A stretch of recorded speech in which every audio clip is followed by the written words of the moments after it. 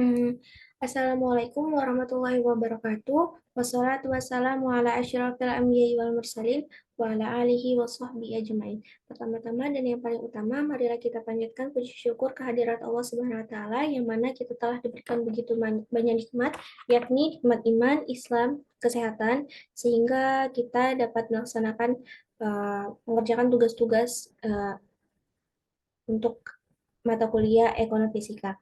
Nah, di sini saya Junaina Saputri Sagala, NIM 0705-201002 dari kelas Fisika 1 semester 6 dengan mata kuliah ekonomi fisika. Dan dengan Bapak dosen pengampu yaitu Bapak Pandepotan Harahap MPFIS MPD. Nah, di sini saya akan menjelaskan atau menjabarkan jawaban UTS ekonomi fisika saya.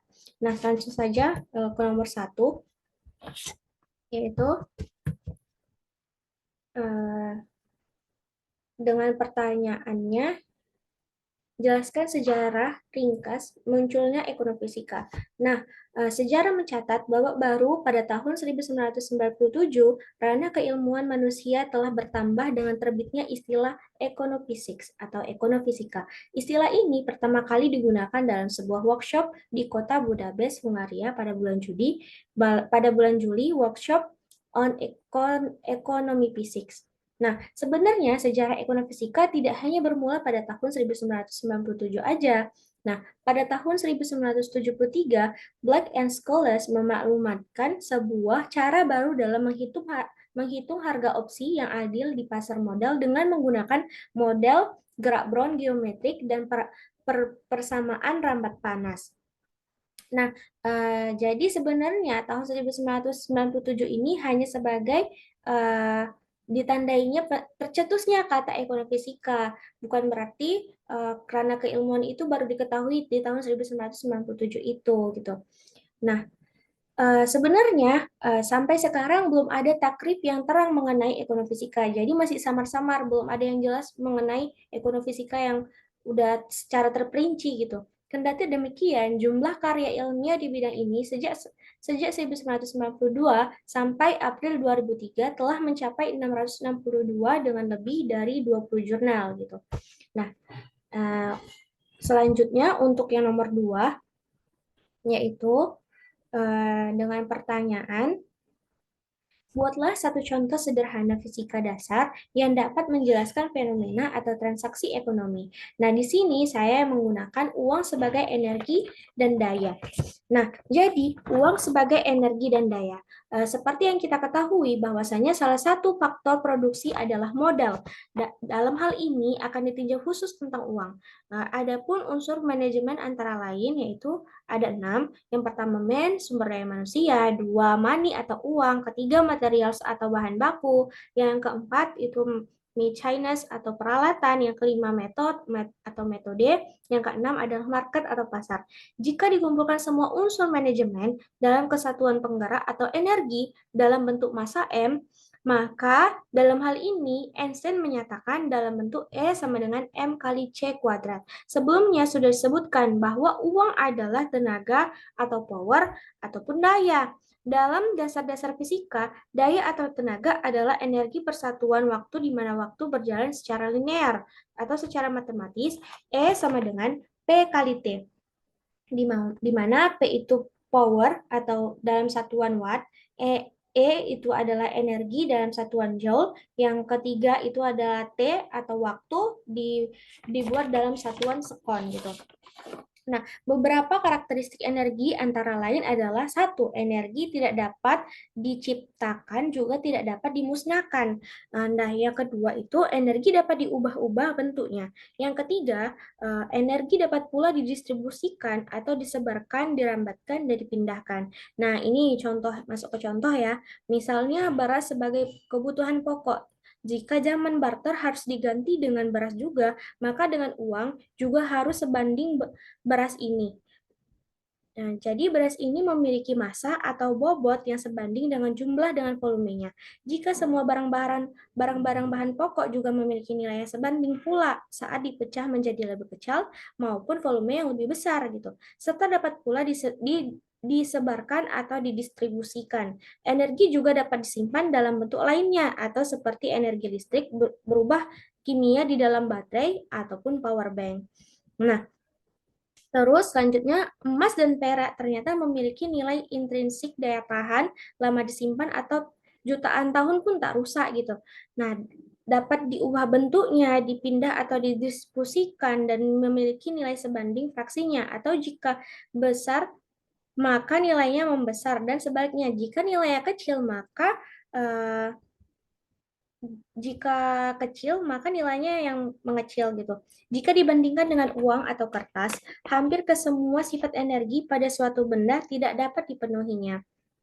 Nah, dari sini dapat kita simpulkan bahwasanya dasar-dasar fisika dapat digunakan sebagai tools dalam ekonomi. Salah satunya ini adalah uang itu diibaratkan sebagai energi dan daya. Begitu. Nah, selanjutnya untuk yang nomor 3, yaitu yang pertanyaannya, jelaskan dengan contoh fenomena random walk, gerak Brown, dan teori peluang dalam transaksi ekonomi atau finansial. Nah, rata-rata di sini saya mengambil mengenai saham gitu.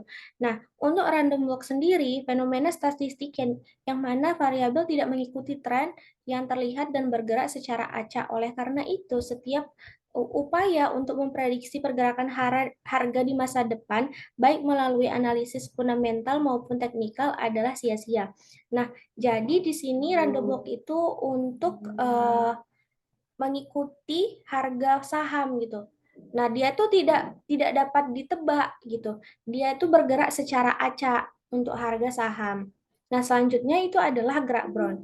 Nah, gerak Brown itu adalah metodologi populer untuk mengukur pergerakan harga saham dan eh, biasanya menggunakan proses stokastik atau jalur yang diikuti oleh variabel acak yang memiliki nilai perubahan yang bergantung pada waktu gitu. Nah, jadi gerak Brown ini dalam ekonomi itu dia misalnya di saham itu nilai harga harga saham itu bisa berubah-ubah sesuai dengan tergantung waktunya gitu. Nah, yang seperti kita ketahui bahwasanya gerak Brown itu adalah gerak partikel ya. Nah, selanjutnya yaitu adalah teori peluang. Nah, contohnya itu adalah peluang usaha bila kita mau membuka usaha toko kelontong, kita melihat daerah tersebut ada jual seperti itu atau tidak. Kita harus mensurveinya terlebih dahulu. Bila ada, eh, kita tidak membuat toko tersebut itu maka kita membuat toko itu lebih jauh agar peluang laku toko kita itu lebih besar gitu. Nah, itulah contoh-contoh dari random walk, gerak Brown ataupun teori peluang. Nah, selanjutnya yang terakhir yaitu adalah jelaskan penerapan proses stokastik dalam mencari keuntungan bagi para trader bahkan pada gambler gitu. Nah, gambler itu kan sepenjudi gitu. Nah, saya nggak mengambil contoh misalnya gini, seperti yang kita ketahui bahwasanya proses stokastik banyak digunakan untuk memodelkan evolusi suatu sistem yang mengandung suatu ketidakpastian atau sistem yang dijalankan pada suatu lingkungan yang tak dapat diduga. Nah, jadi proses stokastik ini dapat dijadikan sebagai pedoman penjudi untuk meramalkan ketidakpastian agar penjudi tersebut mendapatkan keuntungan, bukan malah bangkrut atau kehilangan modal. Perubahan modal yang terjadi pada setiap permainan judi bisa saja bertambah atau berkurang. Sampai permainan berhenti, perubahan modal dapat dipandang sebagai suatu kejadian random yang diamati berdasarkan waktu kejadian tersebut merupakan kejadian khusus dari proses stokastik. Maka dari itu, proses stokastik ini adalah proses matematis untuk meramalkan kalah atau menang seorang penjudi. Nah, jadi dia tuh bisa digunakan untuk meramalkan apakah dia akan mendapatkan kemenangan ataupun kekalahan seorang penjudi gitu.